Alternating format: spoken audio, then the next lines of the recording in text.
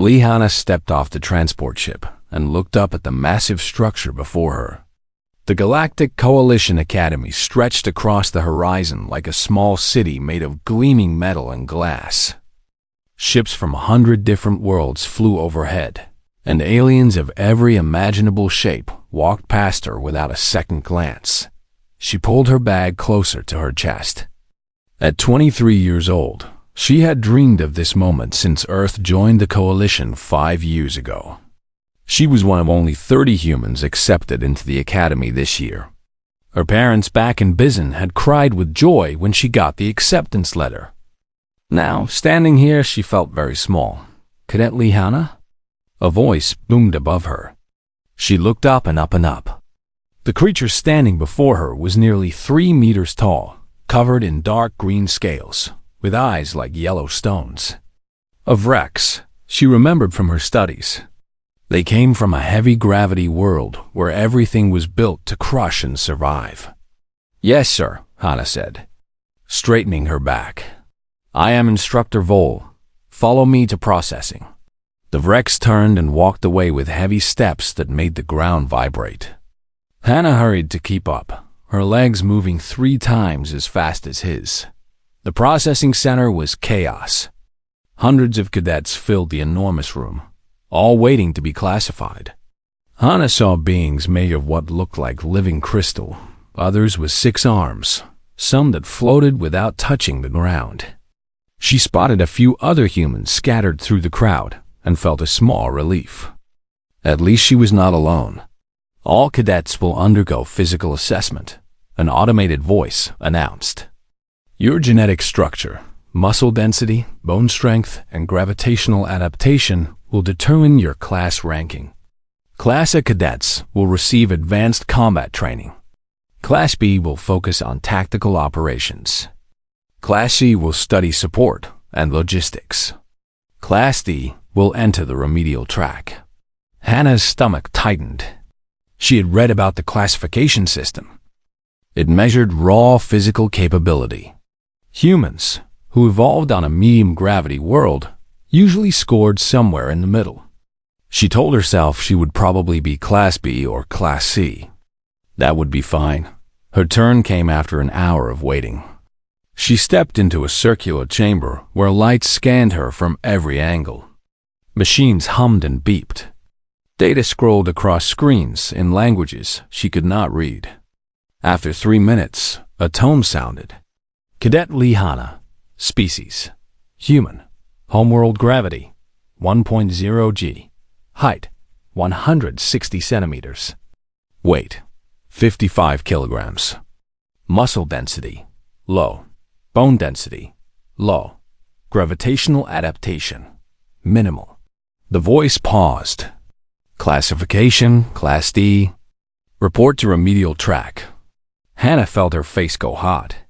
Class D? That was the lowest possible ranking. She walked out of the chamber and saw other cadets staring at their own results on their datapads. Most looked satisfied or neutral. No one else seemed upset. She found her assigned dormitory and met her roommate, a Lamari named Kess who towered over her with a body that looked like smoky quartz. Kess was polite but distant. "I am Class B," she said simply, making it clear they had little in common. That evening, all new cadets gathered in the main hall for the opening ceremony. Instructor Vol stood at the podium, his massive form making even the large stage look small. Behind him stood other instructors of various species. "Welcome to the Academy," Vol began.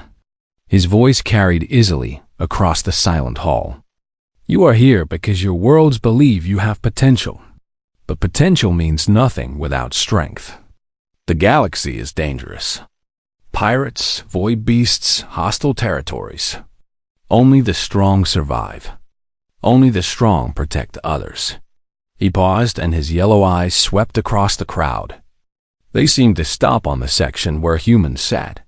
"This year, we have admitted humans for the first time in significant numbers. Earth is a new coalition member. They are eager to prove themselves." His tone made it sound like an accusation. "But I wonder if humanity understands what they have signed up for.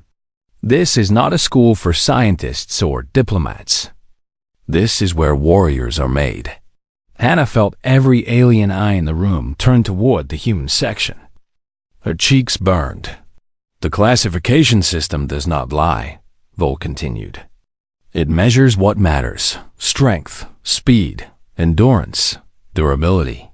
If you cannot meet the physical standards, you cannot graduate. It is that simple. He looked directly at Hannah now, though she did not understand how he had picked her out of the crowd. We have one human cadet in Class D this year, the first in Academy history to rank so low. I am curious to see how long she lasts. Scattered laughter came from the alien cadets. Hannah wanted to disappear into her seat. After the ceremony, she walked back to her dorm alone. Other humans tried to talk to her, but she brushed past them. She did not want pity. In her room, Cass was already asleep, her crystalline body dimly glowing in the darkness. Hannah lay in her bed and stared at the ceiling. She thought about her parents, about how proud they had been. She thought about all the studying she had done, all the tests she had passed to get here. None of it mattered now. The academy only cared about how much she could lift, how fast she could run. The next morning, training began. Class D cadets met in a separate facility, away from the main training grounds. There were only 7 of them. Most were from species Hannah did not recognize. Small beings, frail-looking ones, or those with obvious physical limitations. Their instructor was a bored-looking alien, who spent most of the time on his datapad. They ran obstacle courses designed for much larger beings. Hannah could barely reach the handholds. They lifted weights that were calculated for average galactic physiology. Hannah managed only half the required repetitions. They practiced combat against training dummies. Hannah's strikes did nothing to the armored targets. Every day was the same humiliation. Every night, she collapsed into bed with aching muscles and bruised pride. Other cadets whispered when she walked past in the cafeteria.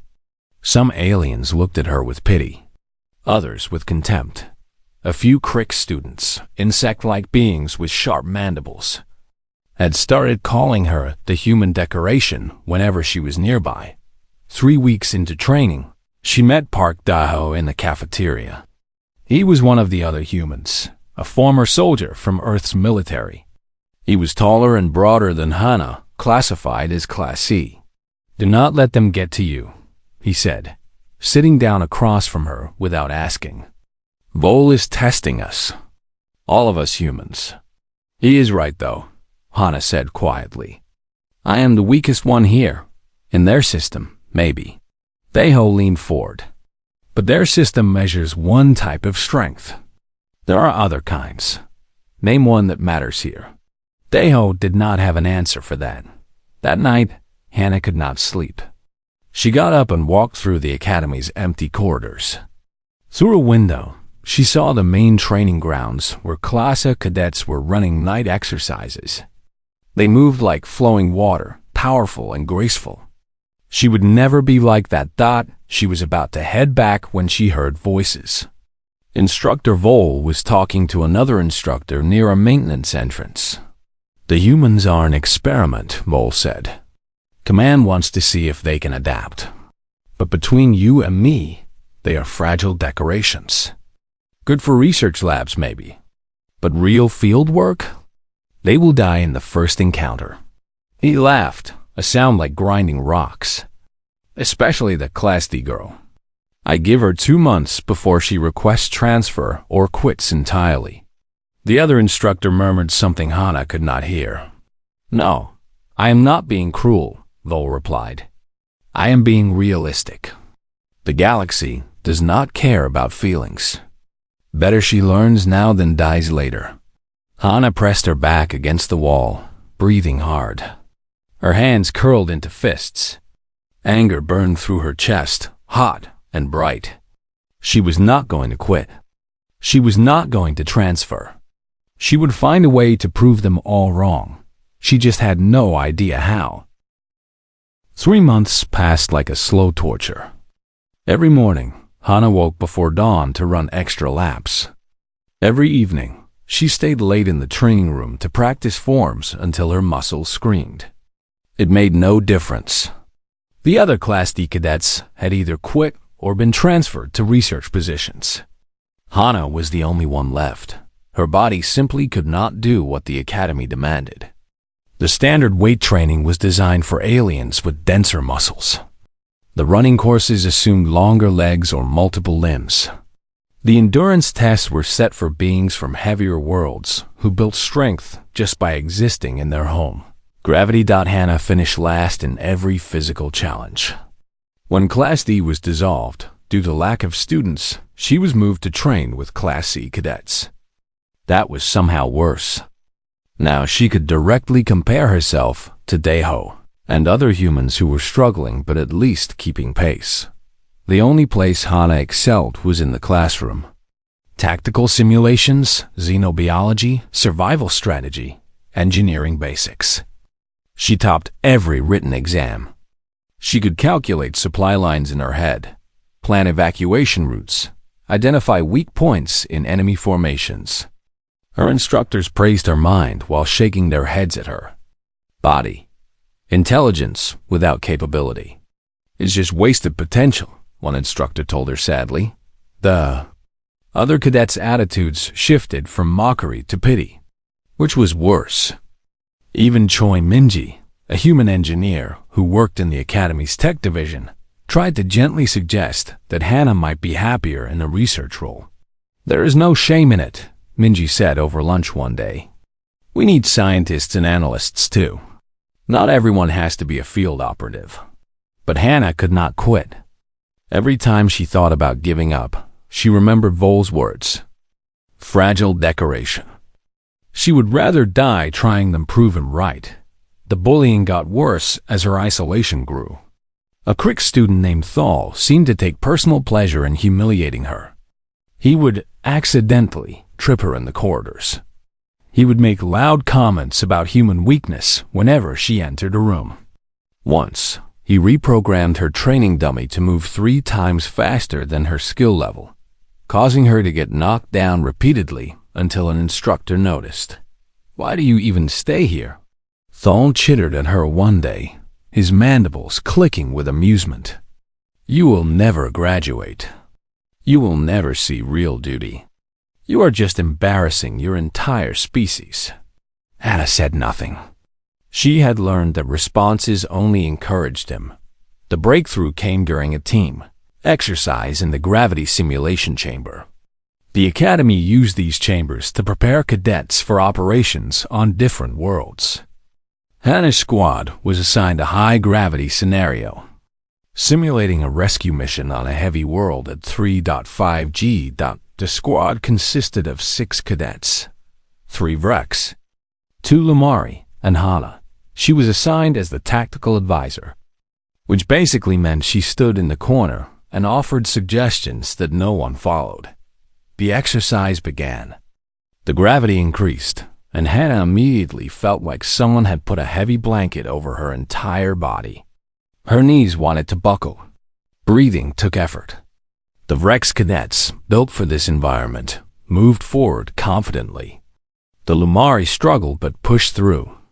They had to reach a downed ship, extract survivors, and return to the starting point within 20 minutes. Simple enough in normal gravity.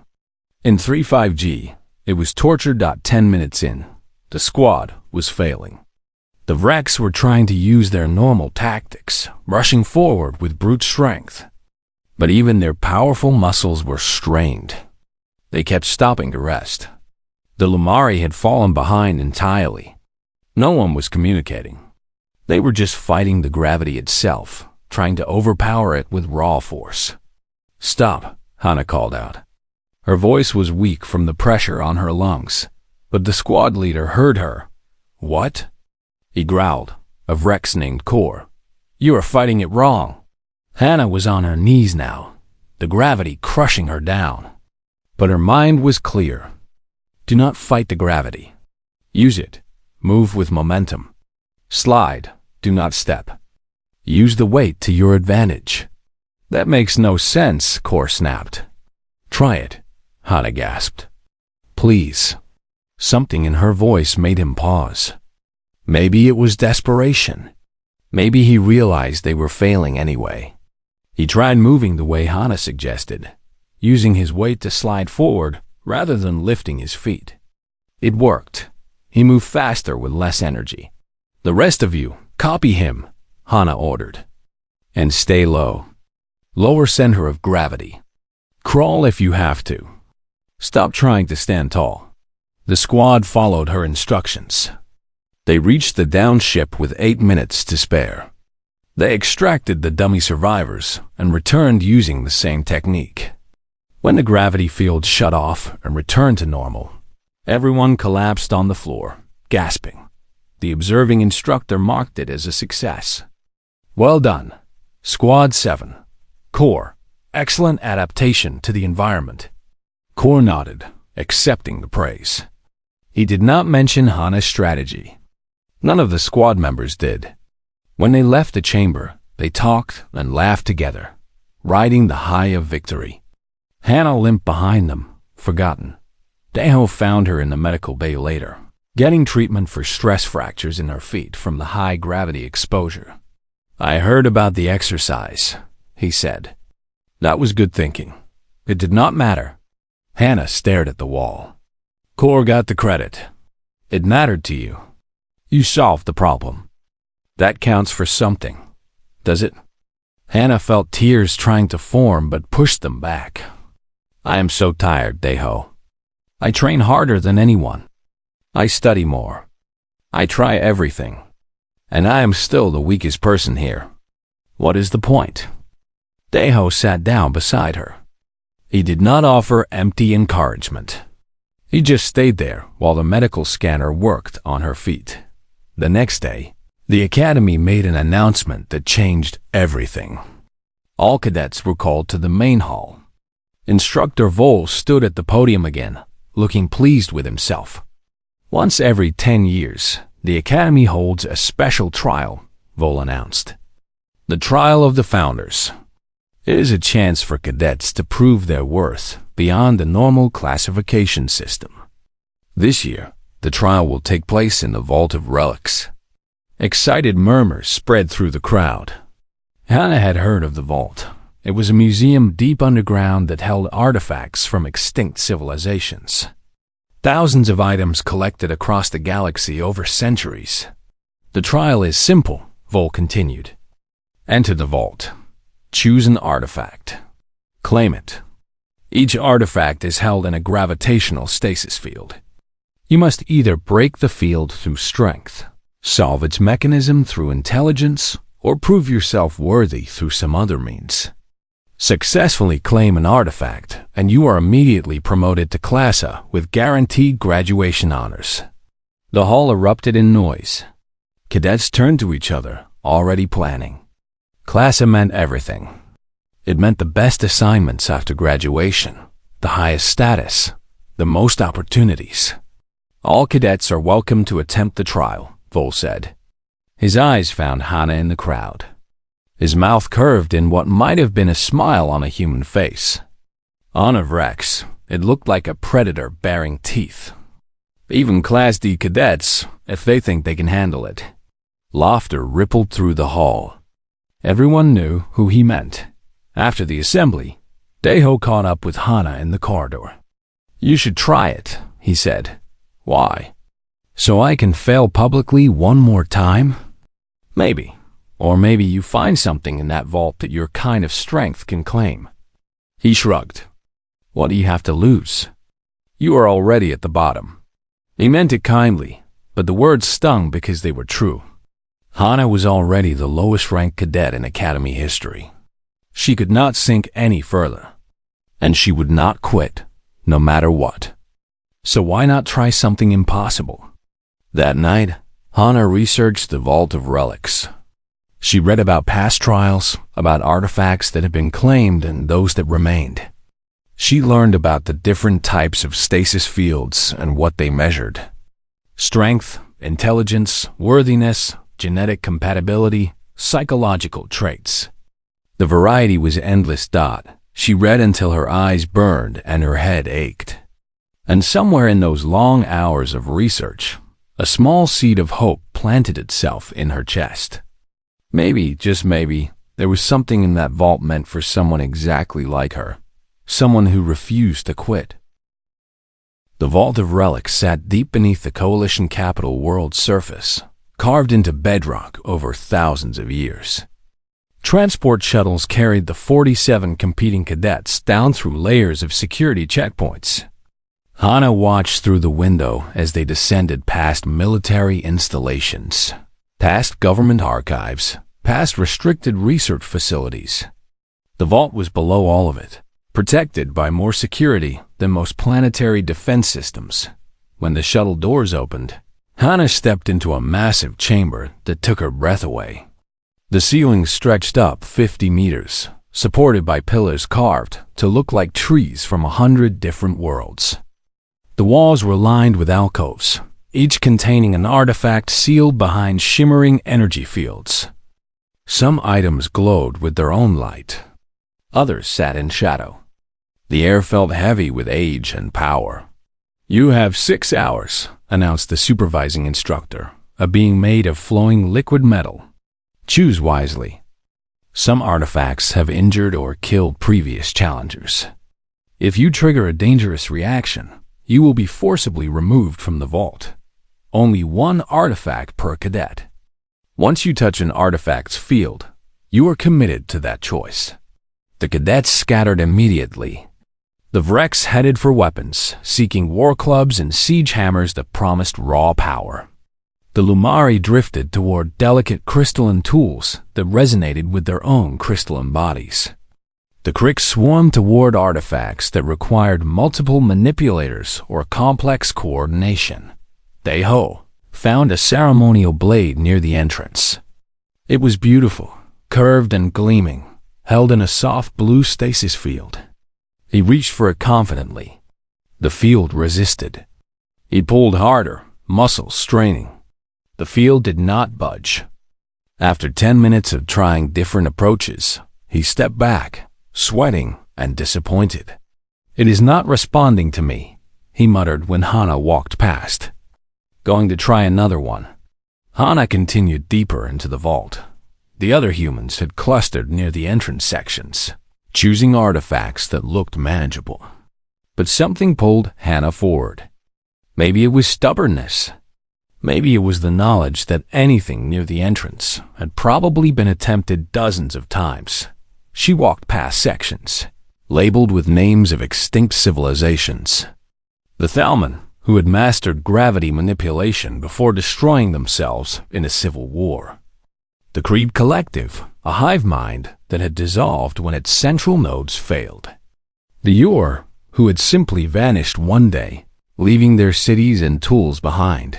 The deeper Hana went, the older the artifacts became. The lighting grew dimmer. Fewer cadets wandered here. The artifacts were stranger, harder to identify. She passed what looked like a living plant trapped in crystal.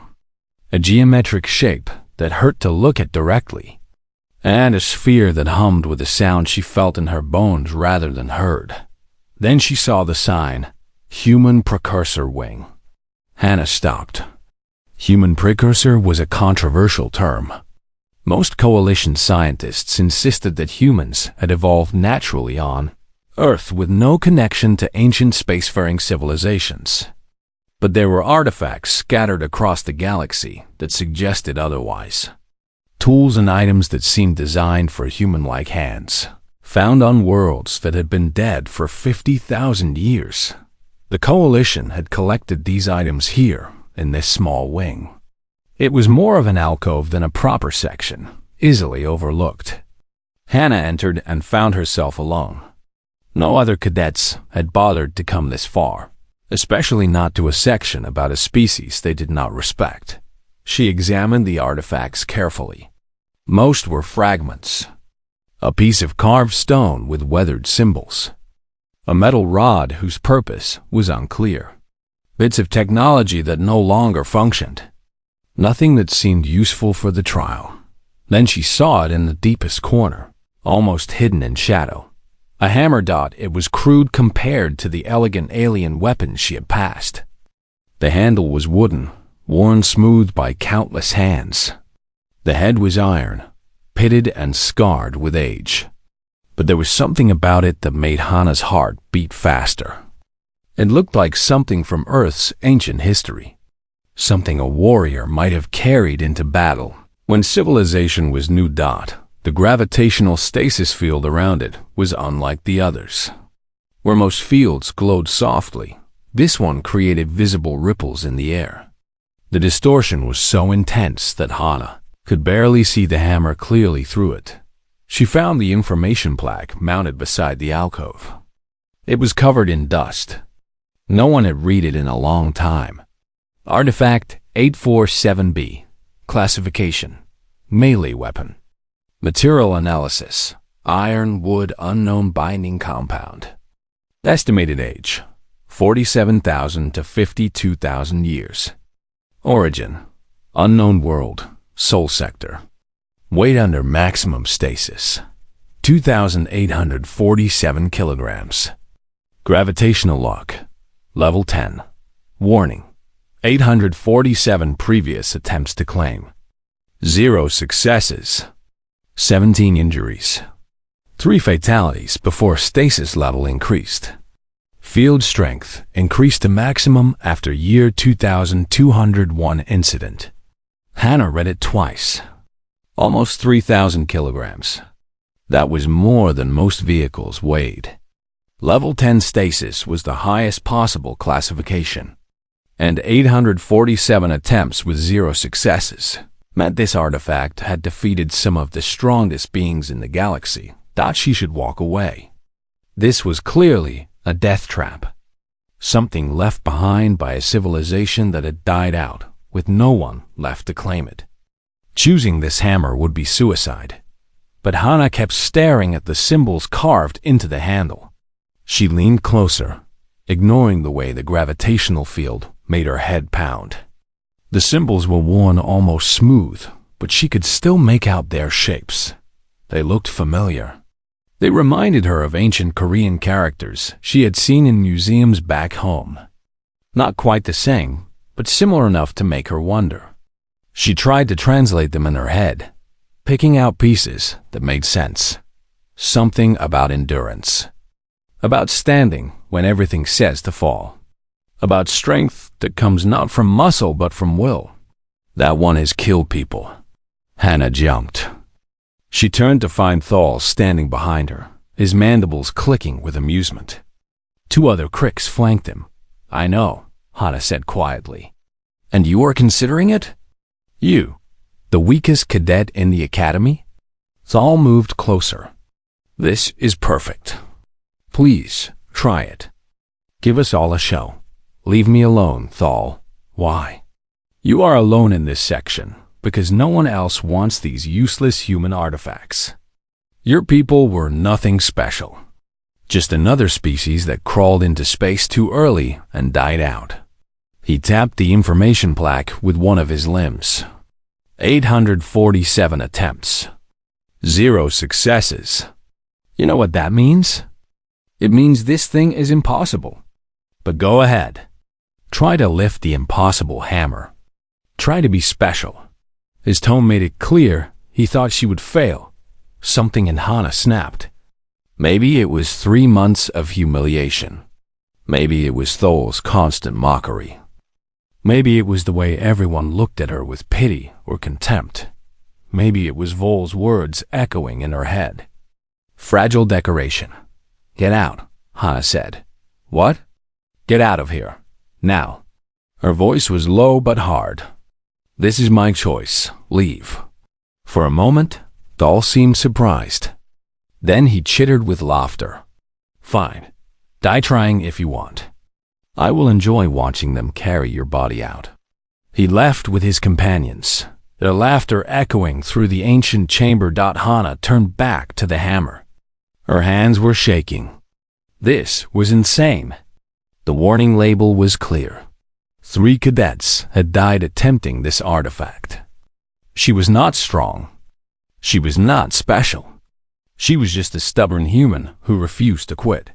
But as she stared at the hammer through the distorted field, she felt something she had not felt in months. Not hope exactly. More like recognition. This artifact had been waiting here for 50,000 years. Hundreds of the galaxy's strongest beings had tried to claim it and failed. Maybe it was not waiting for the strongest. Maybe it was waiting for something else. Hana reached out slowly. Her fingers got close to the stasis field, and the air seemed to thicken. She could feel the gravitational force pulling at her hand, heavy and insistent. Another few centimeters, and she would touch it. Once she touched it, she was committed. No turning back. She thought about her parents in Bizon. She thought about Deho and Minji, the only people here who had been kind to her. She thought about the last 3 months of pain and humiliation. She thought about Vol's smug face. Then she thought about the symbols on the hammer. About endurance. About refusing to fall. Hana's fingers touched the stasis field. Every alarm in the vault screamed to life at once. Red lights flooded the chamber. The gravitational field around the hammer spiked so hard that Hana was thrown backward onto the floor. She felt the breath knocked out of her lungs. Warning klaxons blared. Gravitational anomaly detected. Artifact 847B field unstable. All personnel evacuate immediate area. Through the noise and chaos, Hana heard running footsteps. Voices shouting. The other cadets were coming to see what had happened. Of course they were. She had triggered the biggest alarm in the vault's history. But Hana did not run. She got to her feet slowly, her whole body aching from the impact. The hammer's field was glowing now, bright and terrible. The gravitational distortion had spread, creating a sphere of crushing force around the alcove dot, and Hana walked toward it anyway. Cadets poured into the human precursor wing from every direction. They had been scattered across the massive vault, but the alarms pulled them like a magnet. Within minutes, 47 cadets and a dozen instructors crowded the entrance to the alcove, all staring at the same thing. Hana, small, weak, Class D Hana, standing at the edge of a gravitational field so intense it made the air shimmer like heat waves. What is she doing? Someone whispered. That is Artifact 847B, another voice answered. 3 cadets died attempting it. Why would she even try? Instructor Vol pushed through the crowd, his massive form scattering smaller beings. His yellow eyes went wide when he saw Hana. Then his expression turned dark. Cadet Lee, he roared. Step away from that artifact immediately. That is an order. Hana did not move. She was staring at the hammer, her jaw set in determination. Did you hear me? Vol stormed forward, but stopped when he hit the edge of the gravitational field. Even his powerful body could not push through easily. That artifact is lethal. You will be killed. Step back now. No, Hana said. Her voice was quiet, but it carried through the suddenly silent chamber. This is not negotiable. You are in danger. I am always in danger, Hana replied. She did not look at Vol. Her eyes stayed locked on the hammer. Every day here, I am in danger of failing, of quitting, of proving everyone right who said I do not belong here. This is just another kind of danger. You cannot lift that hammer. No one can.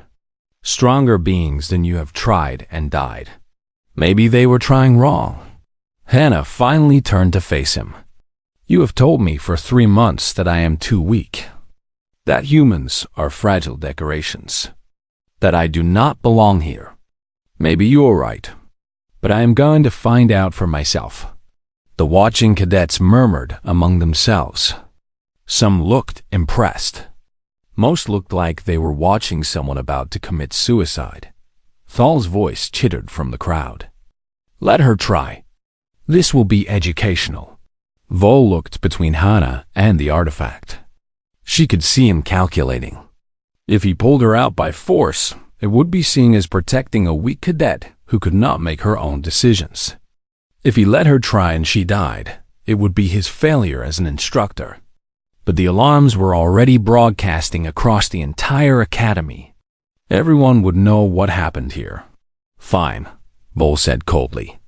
But when you fail, when you cannot even get close to that weapon, you will accept transfer to a research position. No more field training. Agreed? Agreed, Hana said. And when I succeed, you will apologize. In front of everyone. Vol's laugh sounded like rocks grinding together. Deal. I will enjoy watching this. He stepped back, giving Hana room. The liquid metal instructor activated holographic recorders. Whatever happened next would be preserved for analysis and shown to every cadet in the academy as either an example of courage or stupidity. Hana turned back to the hammer.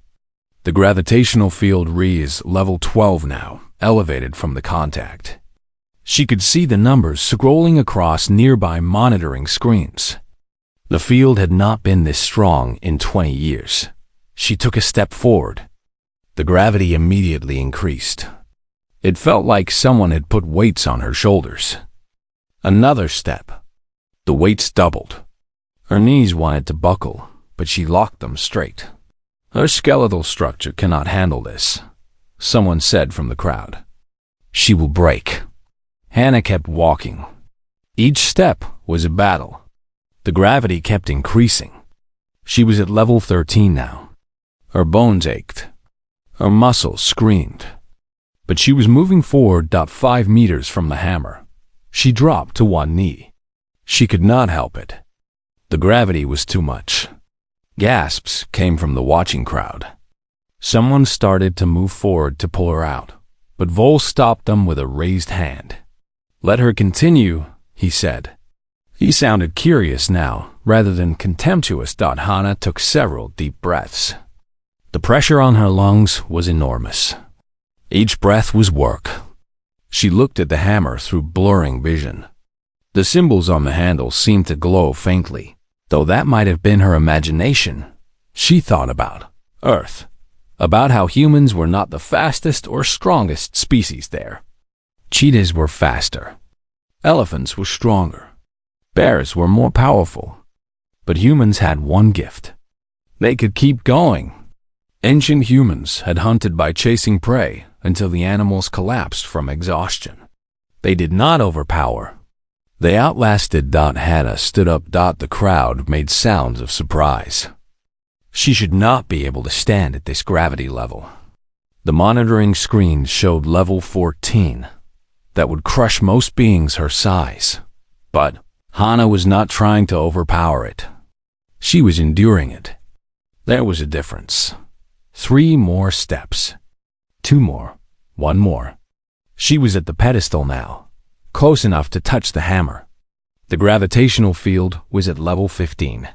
Blood vessels were bursting in her eyes from the pressure. She could taste copper in her mouth. Enough! Vol shouted. Someone pull her out. She's going to die. But Hana reached out. Her hand closed around the hammer's wooden handle. The response was immediate and terrifying. The gravitational field collapsed inward, focusing entirely on the hammer and the person touching it. Hana felt like she had been hit by a transport ship. The world went gray at the edges. Her vision tunneled. She could hear her own heartbeat struggling against the pressure. The hammer was impossibly heavy. 3,000 kilograms, the plaque said. And that was when it was in stasis. Now, with the field actively resisting her, it might as well have weighed 100,000 kilograms. Hana could not lift it. That was clear immediately. She could barely keep her hand on the handle. Her arm was shaking. Her legs were folding. In seconds, she would collapse, and the hammer would fall on her, and she would die. But then she looked at the symbols again, and she understood something the other beings who had tried this had not. They had tried to lift the hammer, to overpower it, to prove they were strong enough to move 3,000 kilograms. That was not what this artifact was testing. Hana stopped trying to lift. She just held on. She set her feet. She did not fight the gravity. She let it flow through her, around her. She became part of the system rather than fighting against it. Her body remembered 1,000,000 years of evolution. Of standing upright when it would have been easier to fall. Of taking one more step when every muscle said to stop. Of enduring. The hammer did not get lighter. The gravity did not decrease. But something shifted in the way Hannah held it. She was not lifting with just her arms. She was using her legs, her core, her entire skeletal structure. She was distributing the weight through her whole body the way ancient humans had. Carried heavy loads across continents. And slowly, impossibly, the hammer moved. 1 centimeter off the pedestal. Then 2, then 5. The crowd went absolutely silent. Even Vol stood frozen, his mouth hanging open in disbelief. Hannah pulled the hammer up to her chest, then her shoulder. Every centimeter was agony. Tears streamed down her face. Blood dripped from her nose. But she was doing it. She was lifting the impossible hammer. The gravitational field suddenly collapsed entirely. The hammer's weight dropped to something manageable. Maybe 20 kilograms. Hannah could actually hold it easily now. And then the hammer began to glow. Light erupted from the carved symbols. Bright blue-white lightning. The light spread across the hammer's surface. Then shot out into the air around Hannah. Holographic displays appeared, showing star maps and data in a language that was 60% Korean, 40% something much older. The entire human precursor wing lit up. Other artifacts began to glow in response. The vault systems went into overdrive trying to process what was happening. Impossible, the liquid metal instructor whispered. Artifact 847B has never responded to anyone. Never. Hannah stood there holding the hammer, her body broken and bleeding but standing. The hammer rested on her shoulder like it belonged there. Like it had been waiting 50,000 years for exactly this moment. The holographic display stabilized, showing a message in ancient script that modern Korean speakers could partially read. Hannah read it aloud, her voice shaking. For those who endure. For those who stand when told to fall. For those who understand that strength is not power but will. For those who are human. The crowd erupted. Some aliens shouted in disbelief. Others argued about what they had just seen. The Krix cadets, including Thal, stood frozen in shock, but the humans in the crowd started clapping. Slowly at first, then louder. Daeho was shouting with joy. Minji was crying. And gradually, other cadets joined in. Not all of them, but enough. Hannah looked at Instructor Vol.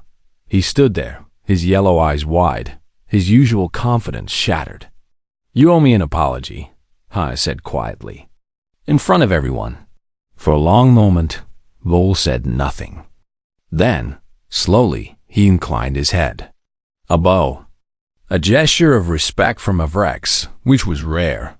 I was wrong, he said, and his voice carried through the chamber. About you. About humans? I measured strength with the wrong tools. I apologize, Cadet Lee. Hannah nodded. That was enough. She tried to take a step forward, and her legs immediately gave out. Daeho rushed forward to catch her before she fell. I got you, he said, supporting her weight. I got you. Medical teams swarmed in, scanning Hannah with their instruments. She had stress fractures in both arms and both legs. She had torn muscles throughout her body. She had burst blood vessels in her eyes and lungs. She would need weeks of treatment, but she was alive.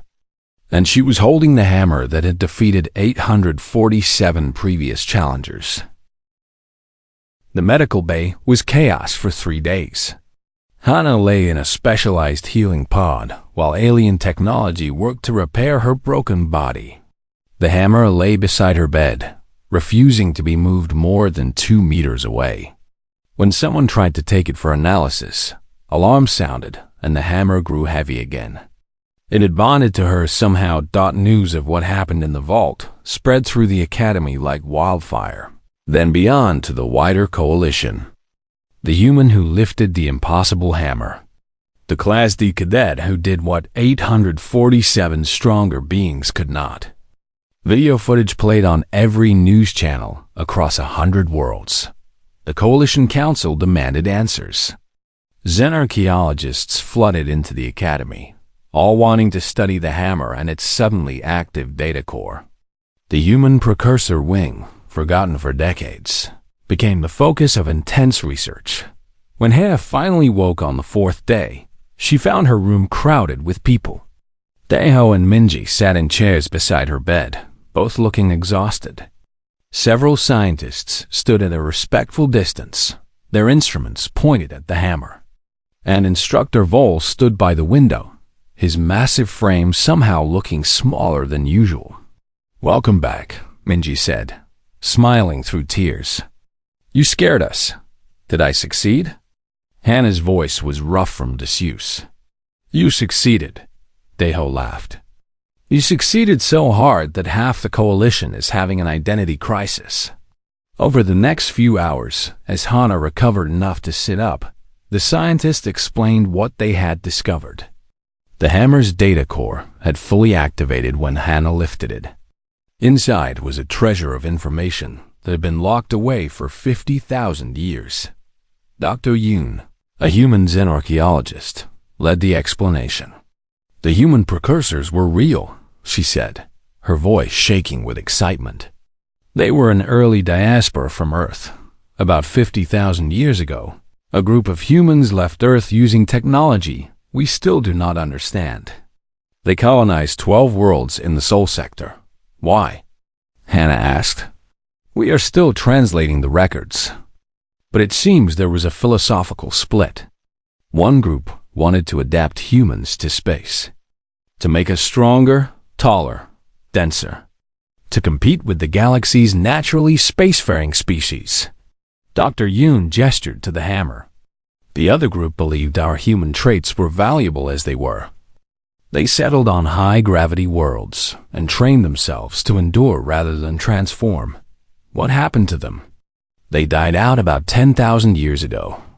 The records are incomplete, but it seems like a combination of factors. Limited genetic diversity, some kind of plague, resource depletion. By the time Earth civilization rose again, they were just ruins and artifacts scattered across dead worlds." Hannah looked at the hammer. "And this was theirs. Not just theirs. Yours." Dr. Yoon pulled up holographic displays. The hammer's bonding mechanism tested for specific genetic markers. Markers that only exist in Earth humans. More specifically, markers common in populations from the Korean Peninsula and surrounding regions. Our DNA analysis suggests the precursor colony that made this hammer was founded by people from that area. The weight of that hit Hannah hard. Her ancestors. Not metaphorically, but literally. People who had traveled to the stars 50,000 years ago and carved out a civilization on a crushing, high-gravity world. People who had made this hammer as a symbol of what they valued most. Not overwhelming power, but the strength to endure. The gravitational lock was not measuring strength, Dr. Yoon continued. It was measuring endurance. The ability to hold on despite impossible pressure. Most beings who tried to lift it were using the wrong approach. They tried to overpower it quickly, but the hammer wanted someone who would refuse to let go, who would stand under crushing weight not for seconds, but for minutes if necessary. Someone genetically and psychologically adapted for persistence. Someone human, Hannah said quietly. Someone human, Dr. Yoon agreed. A Vrex scientist stepped forward. His scales a lighter shade of green than Vol's. This has forced us to reconsider our understanding of strength. The Coalition's classification system measures explosive power and short-term durability. These are important traits. But we now realize we have been ignoring other types of capability. Humans evolved as persistence hunters. Your species is built for sustained effort, for recovery, for refusing to quit. These traits are invisible to our current testing methods. Which is why I was classified as Class D, Hannah said. Which is why the classification system is being reformed, the scientist replied. As of yesterday, the Coalition Council voted to create new testing categories: endurance, sustained performance, recovery capability, psychological resilience. Many species will be re-evaluated. Instructor Vol finally spoke from his position by the window. I recommended the changes personally. I also recommended your immediate promotion to Class A with full honors. Hannah looked at him. The proud Rex instructor met her eyes steadily. You were right, and I was wrong, Vol said. I measured your value with the wrong tools. I thought strength only meant the ability to crush and break. But your hammer has taught me otherwise. Strength is also the ability to endure and persist. Your species has that in abundance. I am sorry for failing to see it. Hannah nodded. The apology felt genuine this time. Thank you. Do not thank me. You earned this despite my failures as an instructor, not because of them. Vol walked to the door, then paused. You know, when my people were young, we had a saying, the storm breaks the tall tree, but the grass bends and survives. I always thought it meant the grass was weak. I understand now that bending is its own kind of strength. After Vol left, Minji squeezed Hana's hand. You are a legend now. Do you know that? Every human in the coalition is talking about you. Earth's government wants to honor you. You have changed everything. But Hannah did not feel legendary. She felt tired and sore and overwhelmed. What happens now? Now you recover, Deho said. Then you have choices to make. The choices came quickly. The Academy offered her an immediate command position. Earth's government wanted her to return home as a hero, to tour universities and inspire the next generation. Private security firms offered enormous contracts. Research institutions wanted her to help study the other human precursor artifacts. Hana turned them all down. I want to finish my training, she told the Academy administrators 2 weeks later. She was out of the healing pod, her bones and muscles repaired by alien medicine. The scars remained, thin white lines on her arms where the worst damage had been. She kept them visible.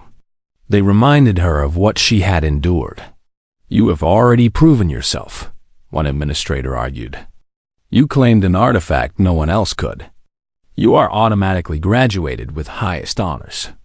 But I have not completed the training. I do not know everything I need to know to be a good officer. I want to do this properly. They tried to argue, but Hannah was stubborn. Eventually, they agreed. She could complete her remaining training as a classic cadet. The accelerated program would take 6 months. Those 6 months were different from the first 3. Other cadets treated Hana with respect now. Some sought her out for advice on endurance training. A few humans started applying the persistence principle she had used, turning their natural human stamina into an advantage during long missions. Dahl avoided her entirely. When they passed in corridors, he looked away. Hannah felt no satisfaction from his discomfort, only weariness. She had never wanted to humiliate anyone. She just wanted to be seen as capable. The hammer stayed with her always. She wore it strapped to her back during training. At night, it rested beside her bed. Sometimes, she studied the symbols carved into the handle, slowly learning to read the ancient script.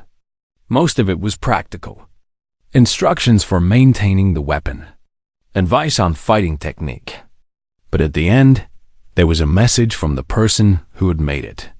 To whoever claims this hammer in the distant future, the message read, You who share our blood and our stubborn hearts, remember what we learned on this crushing world. Strength is not the absence of weakness. Strength is standing despite weakness. Strength is trying one more time when everyone says you will fail. You lift this hammer not because you are strong, You lift it because you refuse to quit. That is the human gift. Never forget. Hana read those words often during the hard days of training. 6 months later, she graduated.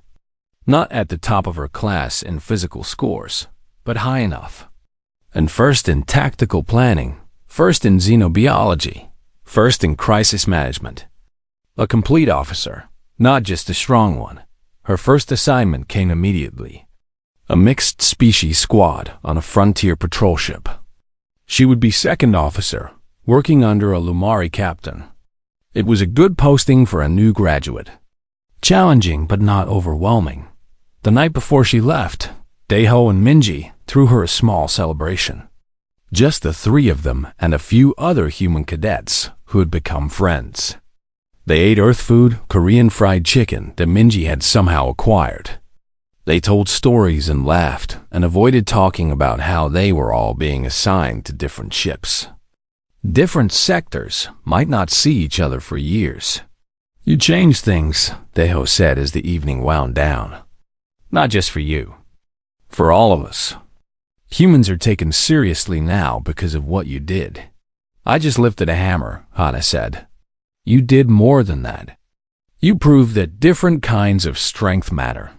That our way of being strong is valid. He raised his drink. 2.